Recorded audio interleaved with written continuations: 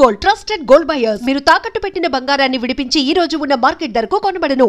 Starting లో expect చేస్తే వస్తాం ఎవరైనా. స్టార్టింగ్ వచ్చినప్పుడు నాకు ఏదో బిగినర్స్ లైక్ పొలకోయిలో ఆయన చెప్పినట్టు బుక్ లో అది కన్నడలో బ్లాక్ బస్టర్ అయిపోయేటప్పటికి ఇంకా నెక్స్ట్ నుంచి మనం ఎక్స్పెక్టేషన్ ఉంటుంది కదా. బట్ బై దెన్ నాకు ఎప్పుడైతే నాకు లైఫ్ లెసన్స్ చూస్తూ వచ్చానో నేను అప్పుడు మెల్లిమెల్లిగా నీ పని మాత్రం నువ్వు చేయి, ఫలితం ఆశించుకొని మీరు ఏదైతే అన్నారో అది అసలు అదే కాదు. మీకు 11వ అధ్యాయం అనుకుంటా, నాకు తెలిసి గుర్తులేదు. అంటే చేసేది నువ్వు కాదు నేను అనేది కూడా నమ్ముతా. నాకు ఇది నేను చేయట్లేదు, భగవంతుడు చేయిస్తున్నాడు అని నమ్ముతా.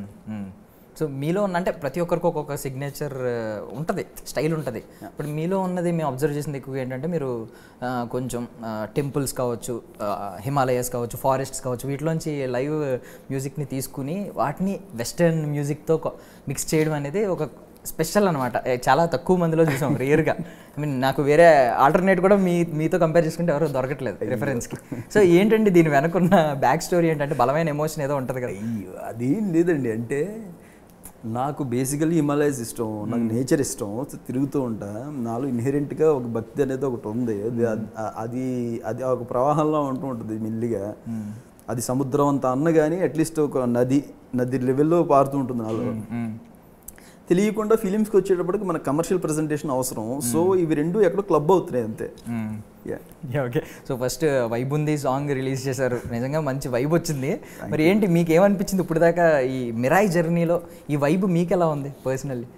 సూపర్ వైబ్ అసలు. అంటే నేను ఫస్ట్ డే 1 నుంచి నేను ఫిల్మ్ చూస్తున్నప్పుడు నాకు ఒక ఎగ్జైట్మెంట్ ఉంటుంది కదా మనకి. అంటే the kind of world Karthik sir created, అది చూసినప్పుడే I fell in love with this film like anything. సడన్గా స్టార్టింగ్ మీ దగ్గరికి ఒక ప్రాజెక్ట్ వచ్చినప్పుడు ఫస్ట్ ఏంటి సార్, ఎలా స్పాట్ చేస్తారు? అంటే మీ వర్క్ ఫ్లో ఒకసారి చెప్పొచ్చా, స్పాటింగ్ ద సీన్ నుంచి? అంటే నేను ఫస్ట్ నెరేషన్ చూస్తాను సార్ నేను. అంటే నా వర్క్ నేను చూసేసి నేను జడ్జ్ చేసే అంత గొప్ప నేను చెప్పను, కానీ నేను కనెక్ట్ అవ్వడానికి, నేను అసోసియేట్ అవ్వడానికి నేనేం చూస్తాను అంటే కనుక అవతరాలు కూడా నా అంత సిన్సియర్గా ఉన్నారా. ఎందుకంటే నేను లైఫ్ని కూడా లెక్క చేయకుండా పనిచేసే అంత ఒక ఎడిక్టెడ్ వర్క్ ఫ్లోలో ఉంటా. అవతలలో కూడా అంత ప్యాషనేట్గా ఉన్నారా, వాళ్ళు అంత ఆర్గానిక్గా రాసుకున్నారా అనేది చూస్తా. అది నాకు ఆ స్వేచ్ఛ అనేది అప్పుడప్పుడు దొరికేదండి. అది మనం సర్వైవ్ అవ్వడానికి కొన్ని చేయాల్సి ఉంటుంది, మన ఆత్మ సంతృప్తి కోసం కొన్ని చేయాల్సి ఉంటుంది ఎప్పుడు కూడా. సో నేను బేసికల్గా ఎప్పుడైనా ఎవరైనా చూసేది ఏంటంటే వాళ్ళు ఎంత హానెస్ట్గా రాసుకున్నారు, అది వాళ్ళు నన్ను అప్రోచ్ అయినప్పుడు నేను ఎంత హానెస్ట్గా ఉంటాను అనేది వాళ్ళకి తెలిసి వస్తారు. కాబట్టి ఇవి రెండు మ్యాచ్ అవుతున్నాయా లేదా, క్యారెక్టరైజేషన్స్ ఇద్దరివి అనేది చూసుకుంటా. ఎందుకంటే ఒక ఫిలిం అనేది as you know minimum 6 months to ఇలాంటి పాన్ ఇండియన్ ప్రాజెక్ట్స్ అయితే 1.5 year 2 years మనం ట్రావెల్ చేయాల్సి ఉంటుంది. As like as we are sharing our lives, we are sharing our thoughts with each other for ఒక పీరియడ్ ఆఫ్ టైం మనం share చేసుకుంటున్నాం అంటే అది చాలా హెల్దీగా ఉండాలి, పొల్యూట్ అయ్యేలా కాకుండా. అది మేజర్గా చూసుకుంటాం సార్ నేను. So being an early audience, non spoiler review కావాలి మాకు మిరాయి గురించి. Non spoiler review, okay.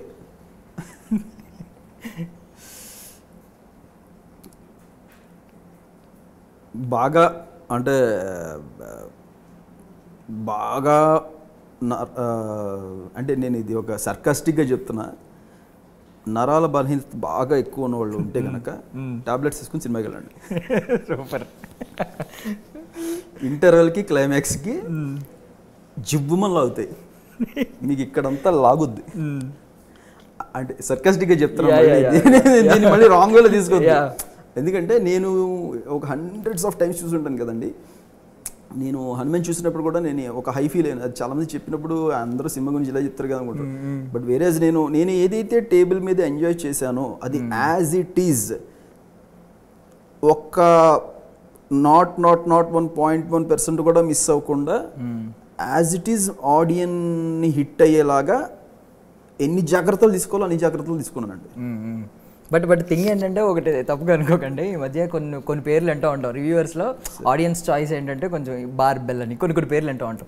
మీరు వాళ్ళని డామినేట్ చేశారు. అంటే ఏ ఎక్స్పీరియన్స్ లేకుండా, ప్రయర్ ఎక్స్పీరియన్స్ లేకుండా రివ్యూలు ఇవ్వడంలో ఈరోజు ఒక సూపర్ రివ్యూ ఇచ్చారు. నరాలు బలహీనత ఉన్న వాళ్ళు రాకండి, టాబ్లెట్లు పట్టుకెళ్ళండి. ఇది ఎక్కడెక్కడ కనెక్ట్ చేస్తాను, నాకు అసలు ఏం లేదు. అందుకే మీరు చెప్పిన విధానమే చాలా మంది సర్కాస్టిక్గా చెప్పేవాళ్ళు. అంటే హనుమాన్ వచ్చినప్పుడు పూనకాలతో ఊగిపోతారు అని నేను ముందే చెప్పా. వెరస్ దీంట్లో నేను డివోషన్ అనేది చాలా లిమిటెడ్ ఉంటుంది, బట్ స్టిల్ మీకు హై ఇచ్చే మూమెంట్స్ లైక్ అంటే దీంట్లో నెరేటివ్ స్పాన్ చాలా ఎక్కువ. సో మీకు ఎలివేషన్స్ కావాల్సినవి ఉంటాయి, ఎమోషన్ కావాల్సినంత ఉంటుంది, ఒక విజువల్ ఎక్స్పీరియన్స్ ఈ ఫిలిం అంతా, ఒక సౌండ్ ఎక్స్పీరియన్స్ ఈ ఫిలిం అంతా. సో నేను అంతవరకు నేను ఫుల్ గ్యారంటీ అసలు. సో ఇప్పుడు హనుమాన్ చాలీసా కావచ్చు, లేదంటే హనుమాన్లో ఒక ఈ సాంగ్స్ చూసుకుంటే అవి స్పిరిచువల్ యాంథమ్స్ అయిపోయినాయి. మీకు దానికి వస్తున్న గూస్ బంప్స్ మూమెంట్స్ కానీ మిమ్మల్ని ఎప్పుడైనా మేము లోలో ఉన్నప్పుడు ఇలాంటి పాటలు ఒక్కొక్కటి వింటూ ఉంటాం. జస్ట్ ఒక్క సాంగ్ వినగానే ఎక్కడ లేని పుష్ వస్తుంది, ఒక్కొక్క తెలియని బలం వస్తున్నట్టు అనిపిస్తుంది. మీరు ఎప్పుడన్నా మీరు లోలో ఉన్నప్పుడు, ఇప్పుడు దీనిలో రిలీజ్ అయిన సాంగ్ కూడా మనకి అంతే ఇచ్చింది. మీకు ఏమైనా ఎప్పుడైనా విన్నారా, అలా విన్న సందర్భాలు ఉంటాయా మీ సాంగ్స్ మీరు విని? నా సాంగ్స్ నేను విన్నండి, అంటే నా సాంగ్స్ నేను అసలు నేను ఏది కూడా విన్నాను. నేను హనుమాన్లో చేసినవి మట్టుకే నేను, ఎందుకంటే అది కూడా నేను చాలీసా కొంతకాలం పెట్టుకున్నాను రిలీజ్ అయిన తర్వాత మళ్ళీ అది కూడా నేను మళ్ళీ యాజ్ యూజువల్ నేను ఎప్పుడు రామారావు గారు చాలీసా ఉంటుంది కదండి, అదే మళ్ళీ నేను ఎక్కువ అది నేను వినలేను. ఒకసారి చేసేసి డెలివరీ చేసేసిన తర్వాత అక్కడతో అయిపోతుంది అంది. సో ఇప్పుడు మిరాయిలోకి వచ్చేసరికి ఇప్పుడు సూపర్ యోధాకి ఒకటి, బ్లాక్ స్వర్డ్కి ఒకటి, రకరకాల బీజిఎమ్స్ ఉంటాయి. బ్యాక్గ్రౌండ్ స్కోర్స్ విషయంలో ఇప్పుడు దేనికది సెపరేట్గా విడుదల చేశారనుకోండి మేము చాలా హ్యాపీ ఫీల్ అవుతూ ఉంటాం. ట్రైలర్లో కూడా కొన్ని పోర్షన్స్లో వస్తూ ఉంటుంది. బట్ ఒక పర్టికులర్ సీన్లో character based BGM and scene specific బీజిఎంలో ఉంటాయి. రెండింటిని ఎలా మిక్స్ చేస్తారు సార్, అంటే ఎలా బ్యాలెన్స్ చేస్తారు? డిపెండ్స్ అంటే సింపుల్, మీకు రెండు థీమ్స్ లాక్ అయిపోయిన తర్వాత కార్డ్ ప్రోగ్రెషన్లో రెండు ఎలా మిక్స్ చేస్తాం అనేది మ్యాటర్ అండి, అంతే సింపుల్. అంటే మేము సూపర్ యోధా బీజిఎం ప్రయర్గా వినలేదేమో అనిపించింది, ఇంకా ఏదో దాచారేమో అనిపించింది. లేదు, మీరు ఇప్పటిదాకా రుద్ర మగధ గట్టిగా వెళ్ళింది కదండి. రుద్ర మగధనగా రుధిర కరణ, రుధిర పవన, రుధిర విభవ, రుధిర మదర, అంటే రక్తం ఇన్ని రకాలుగా మనల్ని ప్రభావితం చేస్తుంది అనే కాన్సెప్ట్లో తీసుకున్నమాట.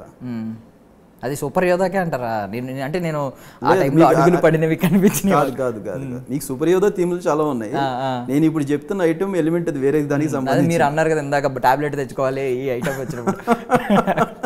నేను జోక్గా అన్నా, లేదు బట్ సూపర్ సీరియస్లీ. అంటే ఆల్రెడీ మీ వర్క్ చూసి జడ్జ్ చేస్తున్నాం కాబట్టి మేము దీన్ని డెఫినెట్లీ హై అయితే వస్తుందండి. అంటే ఆ గూస్ బంప్స్ అయితే ఖచ్చితంగా వస్తాయి మీకు. నేను చెప్తున్న క్లైమాక్స్ సీక్వెన్స్ కానివ్వండి, ఇంటర్వ్యూలు కానివ్వండి, నరాలు ఇవన్నీ నేను సర్కస్టిక్గా ఇప్పటికి 10 సార్లు చెప్పించాను. జోక్గా అన్నానండి, పొరపాటు ఇంకోసారి జోక్ ఏంటి. Okay sir. సో అంటే కంప్లీట్గా ఒక పెద్ద pan world cinema, actually pan world cinema అనాలి, పాన్ వరల్డ్ సినిమాకి కంప్లీట్గా తీసుకోవడం అనేది మీకు అది కొంచెం ఎంతైనా అది హ్యాపీనెస్ ఉంటుంది. దాంతోపాటు ఎంతవరకు మిమ్మల్ని ఛాలెంజింగ్గా అనిపించింది మీకు? ఛాలెంజింగ్ ఏంటంటే ఇప్పుడు నా వర్క్ నాకే ఛాలెంజ్ సార్. ఇప్పుడు నాకు హనుమాన్కి నేను చేసింది అది నాకు ఛాలెంజ్. ఇప్పుడు నేను దాన్ని నేను ధీటుగా నిలబెట్టాలి, దానికంటే ఒక స్టెప్ పైకి తీసుకెళ్ళాలి, దానికంటే కిందకైతే పెట్టలేను నేను.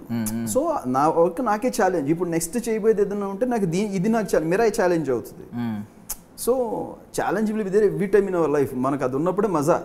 There is no challenge. ఇప్పుడు క్లాస్ మనకి ఫస్ట్ టాపర్ అని ఎందుకంటారు, అక్కడ మొత్తం కాంపిటీషన్ ఉంటేనే మనకు మజా, అంతే. So simple. సో ఛాలెంజ్ అనేది ఎప్పుడు నాకు అది ఇబ్బంది పెట్టేలాగా లేదు, ఇంకా ఎనర్జీని ఇస్తూనే వచ్చిందండి.